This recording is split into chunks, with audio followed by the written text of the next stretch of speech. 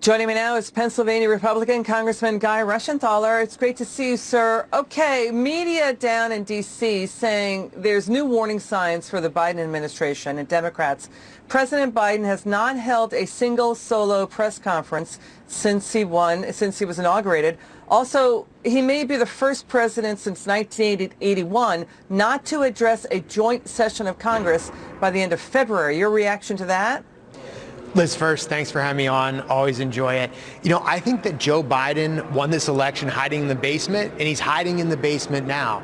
Barack Obama had a press conference within, I believe, 20 days of coming into office. President Trump, I believe, on day 27. We're now at day 40, and Joe Biden has yet to hold a press conference, which begs the question, why? And I would submit, Liz, that he's not having a press conference because he's afraid of his agenda. He's hiding because he knows that he and his agenda are far too left for the average American citizen. And you saw a glimpse of that when he canceled the Keystone XL pipeline on day one, after promising that he was going to be a moderate, after promising he was going to look after good union jobs. And on day number one, he cancels that pipeline, kills at least tens of thousands of jobs. Yeah, and border authorities still keep saying they don't like what he did with trying to do the deportation freeze. You know, what the Biden team is saying is that President Biden is moving full bore and trying to get America vaccinated, overseeing a deal between Merck and Johnson & Johnson.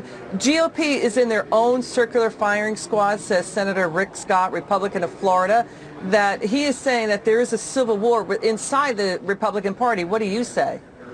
Well, if I can just go back to Joe Biden trying to claim credit for these vaccines, we have to remember that we were on target to hit all of these targets that Joe Biden is putting out. In fact, Joe Biden at one point was extending the target that President Trump had, and we were on track to. Whenever he is speaking, he often takes credit for what President Trump and his administration did, not what Joe Biden and his administration has done so far. As for the Republican Party, we're the party of ideas. We are the big tent party, Liz. And we would expect to have some disagreements within our party because we're uniting so many groups. It's the Democrats who have the small tent, the shrinking base. It's the Democrats who engage in cancel culture and litmus tests, not Republicans. Biden was accused, President Trump called him hiding Biden. He answered very few unscripted questions during his campaign. And now this, Politico reporting that the Biden administration will not release the visitor logs for his virtual phone calls, his Zoom conference calls. And even though President Biden, and when he was candidate Biden, said, we're about transparency. So we don't know who's influencing him and who's talking to the Biden team right now. Liz, it's an example of the empty promises from Joe Biden. He campaigned as a moderate. He's governed as anything but as a moderate. He governed saying that he was going to be open and transparent, but then what's he do? He does not release the records of his meetings, and he can dance around that and say, well, I'm not releasing the Zoom meetings. Well, we're in the era of lockdowns. Most of the meetings we have are over Zoom. So he's hiding information from the public. And should we be surprised? He came into office with a corruption scandal with his brother and his son Hunter. So this is just more of the same, saying one thing, doing another, and having a cloud of corruption hanging over this administration already. Now we have Trump teasing a possible 2024 run. That's the question. Trump does not have Twitter access. I think it was only Grover Cleveland who managed to win the White House, lose it, and win it back. We're not sure if that will happen with Trump. The Capitol riots, of course, were in the news today with the FBI director testifying. So what is your take on a Trump presidential run?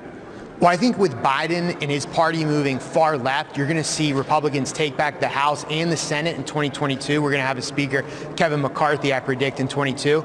And I think that if Trump chooses to run, he will win in 24 or another Republican. Because the truth of the matter is, the truth is that the Democrat coalition is fracturing. You're seeing it now. It's very hard to govern when you're pushing the country this far left.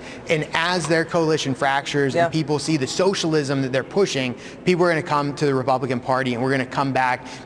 We're going to come back big in 22 and 24. Remember, we only lost by less than 100,000 votes nationally at all levels of government. So this was a razor-thin election, Liz, and it was won partly because Joe Biden campaigned as a moderate. You mean the electoral college level? Yeah. Yeah, well, you know, the Capitol riots are still going to factor big right now. Go ahead, your final word. Yeah, I was just going to say, when you look at the issues, when you look at foreign policy, when you look at the job creation, when you look at putting America first, when you look at the southern border, what we're going to see is we're going to see people coming back to the Republican Party. Okay, Congressman, it's good to see you. Come Thanks, back Liz. soon, okay? Thanks.